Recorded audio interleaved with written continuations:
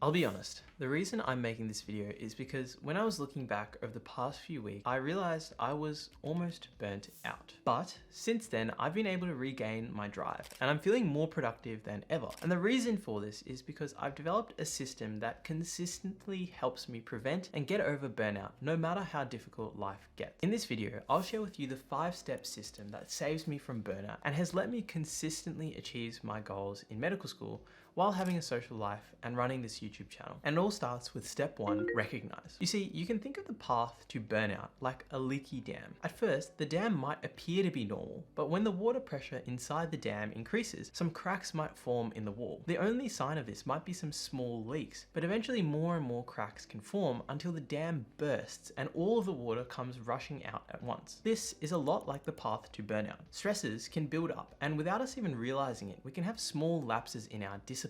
Over time, these small lapses add up, and we can beat ourselves up about our lack of discipline until eventually we find ourselves burnt out and emotionally exhausted. So how do we recognize these leaks when they occur? Well, all of us have different ways in which stress manifests. For me, I've learned that some of the earliest signs of stress are quite specific. Sometimes I'll find myself coming home, and before I get out of my car, I'll start scrolling Instagram before I head inside the house. Other times, I'll realize that I'm getting lazy with my daily meditations, doing them for shorter periods of time, or just skipping them entirely. Other times, I'll realize that I'm getting less patient with my family. These are never things that I do on purpose, but now I've created a mental list of things that I'm supposed to be aware of as symptoms of stress. When I notice these things happening, I immediately move on to step 2, which is to identify. If step 1, recognize, is to be on the lookout for leaks and to find them when they pop up, 2, identify, is to find out why these leaks are happening in the first place. The way I do this is by reflecting, but there's a specific process that I like to take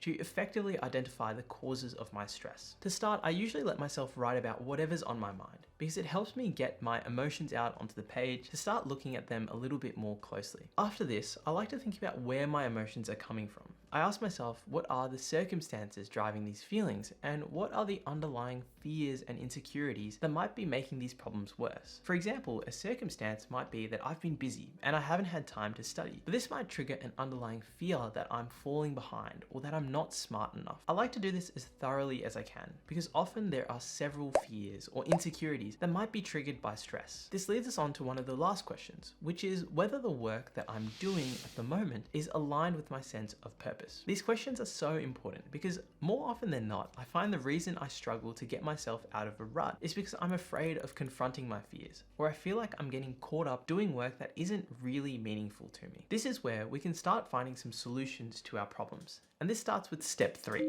sacrifice. The problem that we face when we're on the road to burnout is that there are often a lot of factors outside of our control stopping us from doing what we want to do. This could be our placement timetable being absolutely packed, or an assignment that we need to cram instead of studying for an exam, or needing to pick up shifts at work. In these times, it can be really easy to compare yourself to others who seem to be achieving everything and to assume that you need to be like them. You can start to feel like you need to fix all of your problems at once, even though you probably don't have the time to do it. For example, when you're behind in your studies, you might feel defeated because you need to study everything to do well, when in reality, you might only need to study a few high-yield topics to get 80% of the way there. Sacrificing involves realizing that when you're in a tough situation, losing a short-term goal is sometimes the best outcome that you can have. Having this mindset might actually help you study one high-yield topic because there's less pressure on succeeding. This might then make you realize that studying isn't as hard as you thought, which can let you build confidence and actually study most of the topics that you need. On the other hand, if you felt like you needed to be perfect, you might put off studying continuously until it's far too late. Doing this requires you to take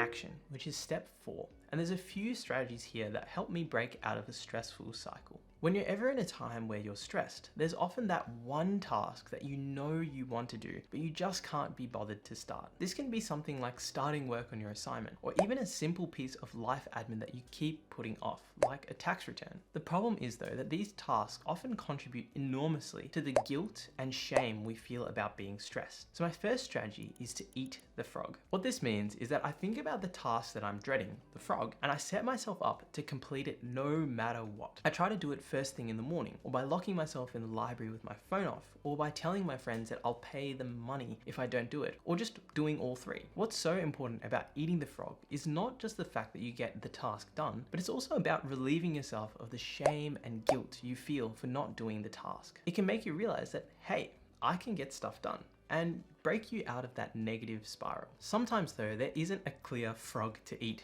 and you might be getting overwhelmed with lots of little things. In these moments, I help myself take action by setting a clear but simple target and trying to take all of the pressure off. I tell myself that I've got one task that I need to complete in a day, and I give myself some scheduled time where I can somewhat enjoy the process of completing it, like at a cafe with a nice drink, or at a library with some nice music. Both of these strategies are based on the fact that completing any goal requires little bits of incremental work, and if you're able to do any amount of work, that is a win. But the problem with all of this is that if you don't have a way to prevent burnout, you'll find yourself in a vicious cycle, which is where step 5 comes in, returning to the basics. There are 2 key areas in which the basics are important, of which the first is health. If you don't set good habits for your health, you'll find that your motivations and energy levels will be constantly dipping. These can be the hardest things to maintain when you're stressed, but your sleep, exercise, and diet are some of the most important things to prioritize when you're struggling. The second key area is purpose. If you don't feel like the things you're working on are meaningful, then you'll continuously find yourself struggling to maintain your motivation. Every few months, I check in with myself to check on my values and to see whether the things that I'm working on are aligned with them. Often, I find that when I have a clear internal purpose, I'm able to approach my task with a lot more intrinsic motivation. These strategies will save you from burnout, but you might not know how to make the most of your time in med school. So watch this video how I'm making this year my best year of med school yet.